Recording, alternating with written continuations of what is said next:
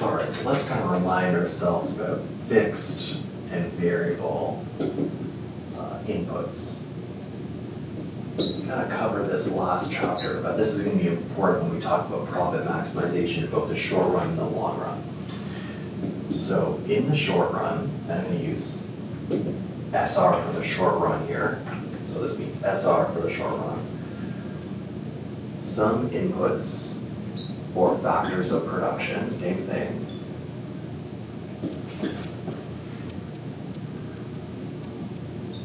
Cannot be adjusted.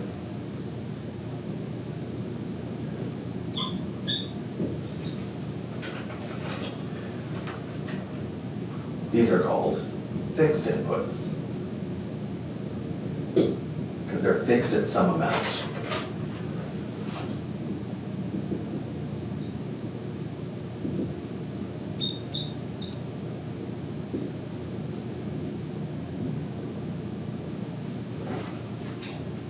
Other factors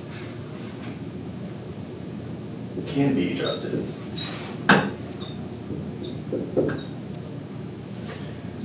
These are called variable inputs.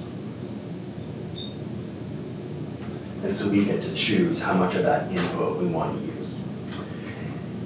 Now this is different than in the long run. So LR for long run. All inputs are variable. We can choose the level of all of our inputs. So for instance, and I think I mentioned this before, but like it's not a specific amount of time. It's going to depend on what the production process is and what our decisions are. It's not like a year versus a month versus 10 years in terms of short run versus long run. It's going to depend on the situation we're in. It's whatever amount of time we need in order to make all inputs variable. And so maybe as an example of a short run thing, maybe in the short run, we can only use, we have a fixed amount of like machinery or something like that. We can't change the size of our factory in the short run. But we can change the amount of labor that we use in the short run. Well, in that case, that labor would be a variable input. Well, capital would be a fixed input. And this is going to be important when we think about profit maximization in the short run. All we're going to be doing is choosing the amount of variable input we want to use to maximize profit. And we have to just deal with the fixed amount of input, of another input, if that's a fixed input. Now in the long run, this is going to be, we get to pick, if we have two inputs, you get to pick the levels of both inputs. So the maximization problem might be a bit more complicated. So remember what this means is, in the short run, we could have negative profits if we're not producing.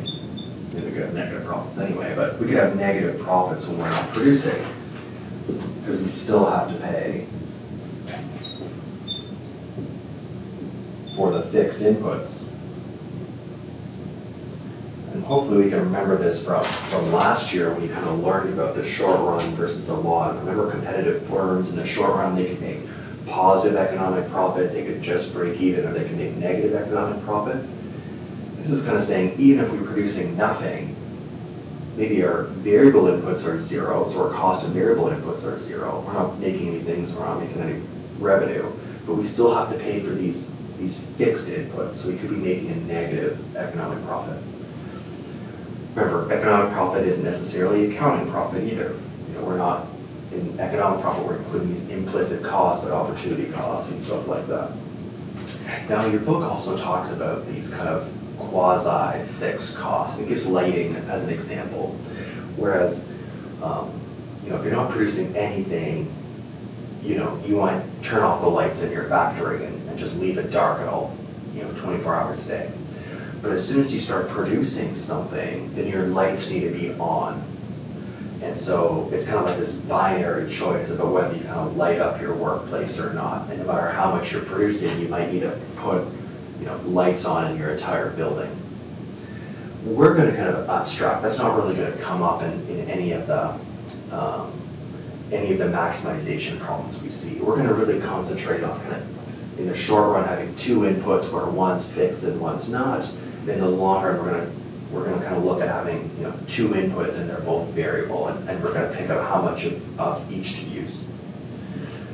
So that's the idea. So let's kind of turn towards short run economic profit now.